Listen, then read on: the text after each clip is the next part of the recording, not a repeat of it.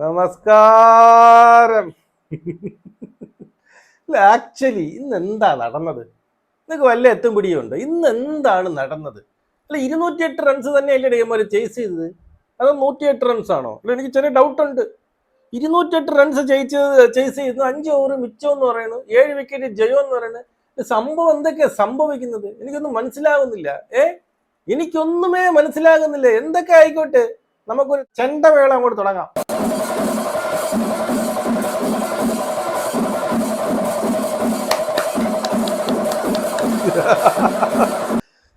എന്റെ അമ്മേനെ, എന്താണ് എനിക്ക് മനസ്സിലാവില്ല.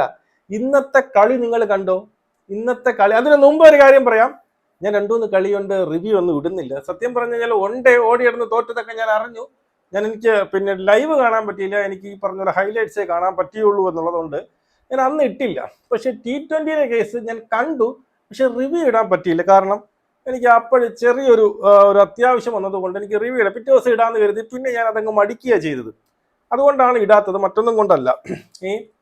ഓക്കെ, അപ്പോ ഇവിടെ എന്താണ് സംഭവിച്ചത്? സത്യം പറഞ്ഞ ഇന്നത്തെ കളിയിൽ എനിക്ക് ഏറ്റവും കൂടുതൽ ഇഷ്ടപ്പെട്ട ഒരു സംഭവം ഞാൻ പറഞ്ഞുതരാം. അതുമല്ല, ഇന്ത്യ എന്നൊരു ടീം എത്രത്തോളം സ്ട്രെങ്ത് ആയി എന്നുള്ളതും ഈ ഒരു കളിയോടുകൂടി മനസ്സിലാക്കി എന്നുള്ളതാണ്. അതായത് ഇന്ന് ഇന്ത്യയുടെ, സത്യം പറഞ്ഞ ഇന്നൊരു ടെസ്റ്റ് ആയിരുന്നു, മറ്റേ ടെസ്റ്റ് അല്ല, യഥാർത്ഥ ഒരു ടെസ്റ്റാണ്. അതായത് ഓപ്പണിംഗ് ആയ ഓപ്പണർ രണ്ടുപേരും, ഒരാൾ ഡക്ക്, ഒരാൾ 6 റൺസിന് പുറത്തായതിനു ശേഷവും 208 റൺ എന്ന് പറയുന്ന റൺസ് എന്ത് ചെയ്തു? 16ാമത്തെ ഓവറിൽ 15.2 ബോൾ മാത്രം എറിയുമ്പോൾ ചേസ് ചെയ്ത് ജയിക്കുക, അതും ന്യൂസിലൻഡിനെ പോലുള്ള ഒരു ടീമിനോടെന്ന് പറയുമ്പോൾ അവിടെയാണ് സ്ട്രെങ്ത്. ഇന്ന് സഞ്ജു സാംസൺ നേരത്തെ ഔട്ടാകുന്നു, അഭിഷേക് ശർമ്മ ഡക്കാവുന്നു. അപ്പോഴും ഞാൻ മനസ്സിൽ കരുതി ഇനിയാണ് ഇന്ത്യ, അല്ലെങ്കിൽ എന്ത് ചെയ്തു? അഭിഷേക് ശർമ്മ അങ്ങ് അടിച്ചു വെച്ചു കൊടുക്കും. കഴിഞ്ഞ കളി കണ്ടല്ലോ, അഭിഷേക് ശർമ്മ അങ്ങ് അടിച്ചു വെച്ചു കൊടുത്തു. പിന്നീട് അവൻ പോയി കഴിഞ്ഞാൽ പിന്നെ ഇല്ല എന്നൊരു ടൈപ്പിലായിരുന്നു. ഇന്ന് അഭിഷേക് ശർമ്മ ഡക്കായി. ഇവിടെയാണ് ഇന്ത്യയുടെ സ്ട്രെങ്ത് കാണിക്കാനുള്ളത് എന്നുള്ളതാണ്. എൻ്റെ അമ്മേനെ സമ്മതിക്കണം കേട്ടോ. ഇഷാൻ കിഷൻ ഇത്രയും കാലം വെളിയിലായിരുന്നു. എന്തൊരു ഒരു അത്ഭുതം പോലെയാണ് അവൻ ടീമിലേക്ക് വന്നത്. ആണല്ലോ, ഒരു അത്ഭുതം. അതായത് ഈ പറയുന്ന നമ്മുടെ ശുമാൻ ഗില്ലിനെ എടുത്തെറിഞ്ഞാൻ തീരുമാനിച്ചത് കൊണ്ടാണ് ഇവിടെ ആര് വന്നത്? ഈ പറയുന്ന നമ്മുടെ ഇഷാൻ കിഷനെ എടുത്തത്. മനസ്സിലായല്ലോ. അതിനുശേഷം അമ്മയാണ് ഇന്നത്തെ കളി ഇതുപോലെ പൂ പോലെ പുഷ്പം പോലെ ജയിക്കാനുള്ള കാരണം, ഒരേ ഒരു കാരണം അവൻ തന്നെയാണ്. ഇല്ലേ, ഈ പറയുന്ന ഇഷാൻ കിഷൻ തന്നെയാണ്. തലങ്ങും വിലങ്ങും അടിച്ചു കളഞ്ഞത്, പട്ടി അടിക്കും പോലെ അടിച്ച് തൂറിച്ചാണ് വിട്ടവന്മാരെ. അവന്മാർ ലാസ്റ്റ് ഒരു 100-150 റൺസ് അവർ കളി വിട്ട കേസിലാണ് കളിച്ചത്. അവർ കളി വിട്ടു അവന്മാര്. അപ്പൊ തന്നെ അവന്മാർ തീർന്നു. ഇനിയിപ്പോ ജയിക്കത്തില്ല എന്നൊരു അവസ്ഥയിലേക്ക് മാറി. സഞ്ജു സാംസൺ എനിക്ക് പറയാനുള്ളത്, രണ്ടവസരമായി. കഴിഞ്ഞ കളിയും ഈ കളിയും. കഴിഞ്ഞ കളി വളരെ പുവർ ഷോട്ട് കളിച്ചു ഔട്ടായി. ഈ കളിയും അങ്ങനെ തന്നെയാണ്. ഇഷാൻ കിഷനും കണ്ടോ, കിട്ടിയ കളി അവൻ കൃത്യമായിട്ട് കളിച്ചു. ഇനി ഇതിന്റെ ഇടയിൽ കൂടി നമ്മുടെ വർമ്മയായിട്ട് തിരിച്ചു വരികയാണെങ്കിൽ, വർമ്മ തിരിച്ചു വരികയാണെങ്കിൽ നിന്റെ കാര്യം പരിങ്ങല്ലാവും. പരിക്ക് മാറി വർമ്മ തിരിച്ചു വരികയാണെങ്കിൽ എന്ത് സംഭവിക്കുന്ന അറിയാമോ? ഇവനെ കയറ്റിയിരുത്തും. ഇഷാൻ കിഷനെ എന്ത് ചെയ്യും? ഓപ്പണിംഗ് ഇറക്കും. ഊഞ്ഞാലയാവോ? അതുകൊണ്ട് ഇനിയും ഉണ്ട് കളികൾ. തിലക് വർമ്മ വന്നാൽ തീർന്നു. ഇനിയും ഉണ്ട് കളികൾ, ഇനിയും 3 കളിയുണ്ട്. ഭാഗ്യം നിന്നെ തുണക്കട്ടെ എന്ന് എനിക്ക് പറയാനുള്ളൂ. ആ ചെറുക്കന്താ ഇത്രയേ ഉള്ളൂ, ചക്കക്കൂരി പോലെ കുറച്ചേ ഉള്ളൂ. അവ അടിക്കുന്ന അടി കണ്ട, ആ ഹെൻറിനൊക്കെ അടിച്ച് റൊട്ടിയാക്കി കണ്ട, സാറിന്റെ അടിച്ച് റൊട്ടിയാക്കി കണ്ട. അവന്റെ കിട്ടിയ സംഭവം കൃത്യമായിട്ട് ഉപകരിക്കുന്നുണ്ട്. എനിക്ക് ഇത്രേ പറയാനുള്ളൂ. ഭാഗ്യം ഉണ്ടായിക്കോട്ടെ എന്നുള്ളതാണ്. വീണ്ടും അടുത്ത് നമുക്ക് എടുത്തു പറയാനുള്ള മറ്റൊന്നുമല്ല, സൂര്യകുമാർ യാദവ് ഏതാണ്ട് 2 കൊല്ലമായി ഒരു 50 അടിച്ചിട്ട്. 2024 അടിച്ചാണ് ഒരു 50. ബംഗ്ലാദേശിന് എതിരായിട്ട് എന്തോ കമന്ററി വരണ ഞാൻ കേട്ടു. അതിനുശേഷം ഇപ്പോഴാണ് ഒരു 50 അടിക്കുന്നത്. 50 അടിച്ചപ്പോൾ ഏതാണ്ട് 88 എന്തോ റൺസ് അടിച്ചു എന്നുള്ളതാണ്. കഴിഞ്ഞ കളിയിൽ 30 എത്ര റൺസ് അടിച്ചല്ലോ അല്ലെ. ഇപ്പൊ കഴിഞ്ഞ കളിയിൽ അവൻ ഫോമിലാണ്, പക്ഷെ ഭാഗ്യമില്ലാതായി പോയി എന്നുള്ളതാണ്. ഇപ്പൊ ഭാഗ്യം കൂടി അവന്റെ കൂടെ നിൽക്കുന്നു. ഈ പറയുന്ന സൂര്യകുമാർ യാദവും കൂടി ഇതൊരു ഫോം ആയപ്പോഴും ഇന്ത്യൻ ടീം നിൽക്കുന്ന നിൽപ്പ് കണ്ടു. എന്തൊരു ടീമിടെ ഇപ്പോഴും. നിങ്ങൾ ഇന്ത്യൻ ടീമിനെ ഒന്ന് നോക്കി നോക്കി. ഇപ്പോഴത്തെ ടീം കിടിലൻ ടീമല്ലേ. ആലോചിച്ച് നോക്ക്. സഞ്ജു സാംസൺ, അഭിഷേക് ശർമ്മ, അത് കഴിഞ്ഞു പറഞ്ഞാൽ അതാ പറഞ്ഞു ഇഷാൻ കിഷൻ, പിന്നെ അതാ പറഞ്ഞു സൂര്യകുമാർ യാദവ്, അതിനുശേഷം ഹാർദിക് പാണ്ഡ്യ, ശിവം ഡൂബെ, റിങ്കു സിംഗ്. പോരേടേ പോരെ, അടിക്ക ഇതൊന്നും പോരെ. അപ്പൊ എന്തായാലും ഒരു കിടിലം ടീമായിട്ടാണ് ഇന്ത്യ വരുന്നത്. ഇതുവരെക്കാളും തുടർച്ചയായിട്ട് ആരും T20 കപ്പ് നേടിയിട്ടില്ല, ഇപ്പോഴും നേടില്ലെന്നാണ് പറയുന്നത്. അത് തിരുത്തി കുറിക്കണം എന്നുള്ളതാണ്. അപ്പോ ഇന്നത്തെ കളി സത്യം പറഞ്ഞാൽ നാണം കെടുത്തിയാണ് വിട്ടിരിക്കുന്നത്. അടിച്ചിട്ട് ഓടറ എന്ന് പറഞ്ഞാണ് അവരെ ഓട്ടിച്ചു വിട്ടിരിക്കുന്നത് ന്യൂസിലൻഡിന്. അത്രയ്ക്ക് നാണം കെട്ടു എന്നുള്ളതാണ്. ഈ ഒരു പിന്നീട് ജയം എക്കാലവും നമ്മൾ ഓർമ്മയ്ക്ക് വന്നതാണ്. കാരണം 1-2 റൺസ് അല്ലേ അടിച്ചത്. 208 റൺസാണ് അവർ അടിച്ചു വെച്ചത് 20 ഓവറിൽ. 208, ഏതാണ്ട് 10ൽ കൂടുതൽ റൺ റേറ്റ് അടിക്കണമായിരുന്നു, നമുക്ക് വേണമായിരുന്നു. ഇതും അത് വെറും 15.2 ഓവറിൽ അടിച്ചെടുക്കുക. അത് വെറും 3 വിക്കറ്റ് നഷ്ടത്തിൽ 7 വിക്കറ്റത്തിന്റെ വൻ വിജയം പിന്നീട് കൈക്കലാക്കുക എന്ന് പറയുമ്പോൾ അതൊരു ചില്ലറ കാര്യമല്ല എന്നുള്ളതാണ്. ഓക്കെ, ഇനി നമുക്ക് നമ്മുടെ ഇതിലേക്ക് വരാം. സ്കോർ ബോർഡിലേക്ക് വന്നു കഴിഞ്ഞാൽ ഇന്ത്യക്ക് ടോസ് കിട്ടുന്നു. ലവ്മാർക്ക് എന്ത് ചെയ്യുന്നു? ബാറ്റ് ചെയ്യാൻ പറഞ്ഞു വിട്ടു. കോൺവേ 19 റൺസ് അടിച്ചു, 3 4 1 6 അടിച്ചു.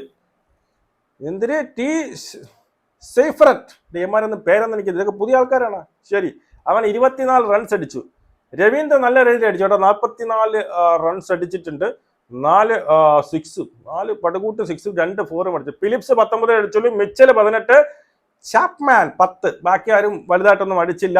സാൻഡർ അവസാനം നമ്മുടെ ക്യാപ്റ്റനും കൂടിയായ സാൻഡർ 47 റൺസ് അടിച്ചു എന്നുള്ളതാണ്. മനസ്സിലായോ?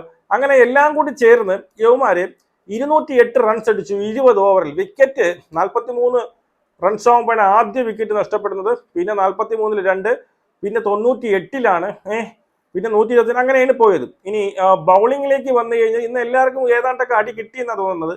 ഹർഷദീപ് സിംഗ് ഒരു പ്രതീക്ഷിക്കാത്ത അടി ഹർഷദീപ് സിംഗിന് കിട്ടിയെന്ന്. വിക്കറ്റും കിട്ടിയില്ല. 53 റൺസ് വിട്ടുകൊടുത്തു 4 ഓവറിൽ. 13 ഏതാണ്ട് 13.5 സ്ട്രൈക്ക് റേറ്റിലാണ്, എക്കണോമിയിലാണ് അവൻ എന്ത് ചെയ്തത്, പിന്നീട് റണ്ണ് വിട്ടുകൊടുത്തത്. പാണ്ഡ്യ 3 ഓവർ, പാണ്ഡ്യ നല്ലവണ്ണം എറിഞ്ഞു. 3 ഓവറിൽ 25 റൺസ് മാത്രമേ വിട്ടുകൊടുത്തുള്ളൂ, 1 വിക്കറ്റും എടുത്തു. ഹർഷിത് റാണെ നല്ല രീതിയിൽ എറിഞ്ഞു, 3 ഓവറിൽ 35 റൺസ് 1 വിക്കറ്റ്. നല്ല രീതിയിൽ മറ്റേ കോൺവേയുടെ വിക്കറ്റ് എടുത്തത് സൂപ്പർ ആയിരുന്നു. വരുൺ ചക്രവർത്തി 35 റൺസ് വിട്ടുകൊടുത്തുള്ളൂ, 1 വിക്കറ്റ്. Kuldeep 35 runs 2 wicket. പിന്നെ നമ്മുടെ അഭിഷേക് ശർമ്മയ്ക്ക് 1 ഓവർ കൊടുത്ത് 12, ശിവൻ ദുബൈക്ക് 1 ഓവർ 7. അപ്പൊ ഇങ്ങനെയൊക്കെയാണെങ്കിൽ നമ്മുടെ ക്യാപ്റ്റൻസിയുടെ കേസ് നോക്കുമ്പോൾ നമുക്ക് ഈ പറയുന്ന സൂര്യകുമാർ യാദവിന് സമ്മതിച്ചു കൊടുക്കാതിരിക്കാൻ പറ്റത്തില്ല കേട്ടോ. ക്യാപ്റ്റൻസിയുടെ കേസിൽ ഇവിടെ കൂടുതൽ അവൻ കൃത്യമായിട്ട് ബൗളേഴ്സിനെ ചേഞ്ച് ചെയ്യുന്നതും കൃത്യസമയത്ത് അവൻ കൊണ്ടുവരുന്ന ബൗളേഴ്സ് ഒക്കെ അത് എന്തെന്ന് നമ്മൾ ഭാഗ്യമായിട്ടുണ്ട്. അപ്പൊ നമ്മൾ ഇതുവരെ അവൻ ഈ ഒരു 50, നമ്മൾ പറഞ്ഞ 2 കൊല്ലം കൊണ്ട് ഒരു 50 പോലും അടിക്കാതെ ക്യാപ്റ്റനായിട്ട് ഇപ്പോഴും അവനെ വേൾഡ് കപ്പിലെ ക്യാപ്റ്റനായിട്ട് തിരഞ്ഞെടുത്തിട്ടുണ്ട് എങ്കിൽ അത് അവന്റെ കളി ജയിക്കുന്നുണ്ട് എന്നുള്ളതാണ് അല്ലേ. ആസ് എ ക്യാപ്റ്റൻ എന്ന നിലയിൽ അവൻ അടിപൊളിയാണ്. ഇപ്പോഴും ഈ പറയുന്ന ബൗളിംഗ് ചേഞ്ച് ആക്കോട്ടെ എന്തായിക്കോട്ടെ അത് കിടിലമായിട്ട് ചെയ്യുന്നുണ്ട് എന്നുള്ളതാണ്. ഇനി ഇന്ത്യയുടെ ബാറ്റിങ്ങിലേക്ക് വന്നാൽ സഞ്ജു സാംസൺ ഫസ്റ്റ് ഒരു ലൈഫ് കിട്ടി. എന്ത് ചെയ്തു? സെക്കൻഡ് ബോളിൽ 6 അടിക്കാൻ നോക്കി, അവന്റെ കൈ കൂടി പൊത്ത് അപ്പുറത്ത് 6 പോയി. അതിന് തൊട്ടടുത്ത ബോളെ അടിച്ച് പൊക്കി വെച്ചു കൊടുത്ത് അളിയാൻ പോയി. അഭിഷേക് ശർമ്മ അവനെ എപ്പോഴും നമുക്ക് അവനെ പിന്നീട് എപ്പോഴും എല്ലാ പ്രാവശ്യവും അടിക്കണമെന്ന് പറയാൻ പറ്റത്തില്ല. ഫസ്റ്റ് ബോളിൽ തന്നെ അടിച്ചു, അവൻ അങ്ങോട്ടും ഇങ്ങോട്ടും മാറിയില്ല, കൃത്യമായിട്ട് അവന്റെ കയ്യിൽ തന്നെ ഡക്കായിരുന്നു. അപ്പോൾ അങ്ങനെ നോക്കുകയാണെങ്കിൽ ഇന്ത്യയുടെ ഈ പറഞ്ഞതുപോലെ 6 റൺസിന് 2 വിക്കറ്റായിരുന്നു. അപ്പോൾ ഓപ്പണിംഗ്മാരായ 2 പേരും നഷ്ടപ്പെട്ട് ഇനി ഇന്ത്യ എങ്ങനെ കളിക്കും എന്നുള്ളതായിരുന്നു എല്ലാവരും ഉറ്റുനോക്കിക്കൊണ്ടിരുന്നത്. അതിനുശേഷം വന്നതാണ് ഇഷാൻ കിഷൻ എന്ന് പറയുന്ന ചക്കക്കുരു. എൻ്റെ അമ്മ 32, വെറും 32 ബോളിൽ നിന്നാണ്. എനിക്ക് തോന്നുന്നത് കമന്ററി പറയണ കേട്ടു, ഈ ന്യൂസിലൻഡ് എതിരാളി ഏറ്റവും കുറവായ ബോളിൽ സെഞ്ചുറി ഹാഫ് സെഞ്ചുറി അടിച്ച അവനാണ്. 21 ബോളിൽ നിന്നോ അങ്ങനെ 21 22 ബോളിൽ നിന്നാണ്. ഇതിൽ നിന്ന് 1 ബോൾ കൂടിയാണ് നമ്മുടെ അഭിഷേക് ശർമ്മ ഹാഫ് സെഞ്ചുറി അടിച്ചത്, 50 അടിച്ചത്. അവൻ അതിനെയും കാട്ടി കുറഞ്ഞ് ഒരടിയാണ് അടിച്ചത്. 76 റൺസാണ് കേട്ടോ, 4 സിക്സുകളും 11 ഫോറും. അവൻ അടിച്ച് റൊട്ടിയായി കളഞ്ഞേട്ടോ.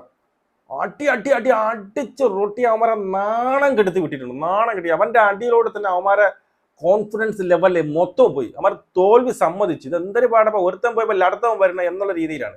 അഭിഷേക് ശർമ്മ ഔട്ടായപ്പോൾ അവന്മാരുടെ ആ ഒരു ആഹ്ലാദം കേട്ടോ, അവർ തുള്ളിച്ചോടി കളി ജയിച്ചു എന്നതുകൂടെയാണ് അവർ ആഘോഷിച്ചത് അല്ലേ, അഭിഷേക് ശർമ്മ ഔട്ടായപ്പോൾ. പക്ഷെ അതിനുശേഷം വന്ന ഒരുത്തപ്പോൾ അതിന്റെ അപ്പുറമായിട്ടാണ് അടുത്തം വന്നത്. എന്തോന്നറിയ ഇത് കാണണം എന്നുള്ള രീതിയിലാണ് അവർ ഇരുന്നത്. ഓക്കെ, അപ്പോൾ 237 നമ്മുടെ സ്ട്രൈക്ക് റേറ്റ് നോക്കണം. പിന്നെ അങ്ങനെ നമ്മുടെ ക്യാപ്റ്റനായ നമ്മുടെ സ്കൈ വരുന്നു. 360 സ്കൈ ഇന്ന് 360 ആയിരുന്നു. അടിപൊളിയായിട്ട് കളിച്ചു. 82, അതും വെറും 37 ബോളിൽ നിന്നാണ് 82 റൺസ്. ആദ്യം പമ്മി നിന്ന് റണ്ണ ബോൾ എടുത്തുകൊണ്ടിരുന്ന അവൻ പിന്നെ അങ്ങോട്ട് അടി തന്നു. പാവം ഒരുത്തൻ്റെ ഒരു ബൗളറുടെ പേരുണ്ടെന്നത് ഫ്ലൗക്കേസ് അല്ലേ. എൻ്റെ എന്തിനാന്നിട്ട് അവന് ഓവർ എടുത്തു. പാവം 2 ഓവർ, 1 ഓവറിൽ 25 റൺസ് എന്തൊരു അടിച്ച്, എന്നിട്ട് വീണ്ടും കൊണ്ടുവന്ന് എറിയെന്ന്. എന്നിട്ട് അവന്റെ ക്യാച്ചുകളല്ലേ അവർ കിളത്തുകയും ചെയ്യുന്നു. പാവം അവന്റെ കേസ് ആ ഗതി. അപ്പോ എന്താണ്, സൂര്യകുമാർ യാദവ് നോട്ട് ഔട്ട് ആയിട്ടിരുന്നു, അത് വേറൊരു കേസ്. പിന്നെ ശിവൻ ദുബെ വരണുണ്ട്, 2-3 സിക്സ് ഒക്കെ അടിച്ചു. സൂര്യകുമാർ യാദവ് 4 സിക്സ് അടിച്ചു കേട്ടോ, 9 4 അടിച്ചു. Very good. 4 4 എന്തോ തുടർച്ച അടിക്കാനായിട്ട്. ശിവൻ ദുബെ 3 സിക്സും 1 4 അടിച്ചു എന്നുള്ളതാണ്. അവന്മാരുടെ ബൗളിംഗ് നോക്കുകയാണെങ്കിൽ എല്ലാത്തിനും ഓട്ടിച്ചിട്ട് അടി കിട്ടിയിടേ. ആ പാപം ഇസഡ് ഫൗൾക്കസ് അവൻ 3 ഓവറിൽ 67 റൺസ്, 22 എക്കണോമി. Very good. അവനത് പിന്നീട് എന്താണ് പിന്നീട് ക്യാച്ച് വിടുന്നതുണ്ട്, ഈ പറയും പോലെ എന്താണ് 4 വിടുന്നതുണ്ട്. എന്തുകൊണ്ട് അവന്റെ സമയം ഇന്ന് അടിപൊളിയായിരുന്നു എന്നുള്ളതാണ്. അപ്പൊ എന്തൊക്കെയായാലും 5 കളിയിലുള്ള പിന്നെ സീരീസിൽ 2 കളി ജയിച്ചു, 1 കളി കൂടി കളിച്ചാൽ മതി. അതുമല്ല 5ാമത്തെ കളി നമ്മുടെ ട്രിവാൻഡ്രത്ത് വെച്ചാണ് നടക്കുന്നത്. ട്രിവാൻഡ്രത്തുള്ളവന്മാരൊക്കെ പോയി കാണും. എൻ്റെ ഇവിടുന്ന് കുറച്ച് ദൂരമുണ്ട്, നോക്കട്ടെ എന്നുള്ള രീതിയിൽ ഞാൻ അങ്ങനെ ഇരിക്കുകയാണ്. പറ്റുമെങ്കിൽ ഞാൻ പോകുമെന്നുള്ളതാണ്. ഈ നൈറ്റൊക്കെ അവിടെ നിന്ന് പോയിട്ട് തിരിച്ച് വീട്ടിൽ വരുമ്പോൾ ഒരു സമയമാവും എന്നുള്ളത് കൊണ്ടാണ് ഞാൻ മടിക്കുന്നത് കേട്ടോ. കുറച്ച് ദൂരമുണ്ട്. അങ്ങനെ പോലെ 1-2 മണിക്കൂർ ട്രാവൽ ഉണ്ട് അവിടെ നിന്നൊക്കെ ഈ തിരക്കിലൊക്കെ വരുമ്പം. അതുകൊണ്ടാണ് ഞാൻ മടിക്കുന്നത്. എങ്കിലും നോക്കട്ടെ. എന്തായാലും ഇന്ന് ഇന്ത്യ എന്ന് വെച്ചാൽ ഒരു രാജകീയമായിട്ടുള്ള വിജയമായിരുന്നു. അവന്മാരെ കൊച്ചു കുട്ടികളെ അടിക്കും പോലെ എന്തൊരു അടിച്ച് തൂറിച്ച് വിട്ടു എന്നുള്ളതാണ്. മനസ്സിലായി, അടിച്ച് തൂറിച്ചുവിടാ വന്നോ അവർ ഇനി മേലാൽ ഇവിടെ നിന്റെ മുടയം കാണിച്ചുകൊണ്ട് വരില്ലേ എന്നുള്ള രീതിയിൽ അടിച്ച് തോപ്പിച്ചുവിട്ട് നിങ്ങളുടെ അഭിപ്രായം കമന്റ് ചെയ്തു. അതുപോലെ തന്നെ സബ്സ്ക്രൈബ് ചെയ്യാത്തവർ സബ്സ്ക്രൈബ് ചെയ്ത് നമുക്ക് കാണാം. ജയ് ഹിന്ദ്.